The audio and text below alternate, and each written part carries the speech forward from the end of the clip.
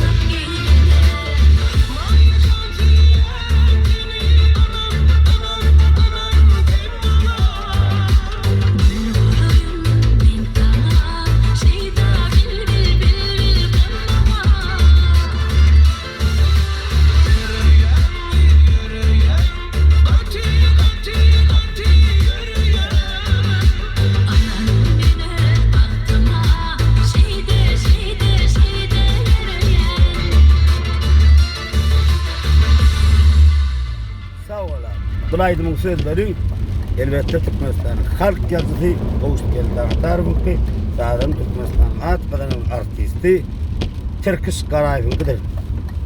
Sana sağ olsun. Azim Lüga o yerine Türkmen. Sağ ola. Hova o nastre ne de o.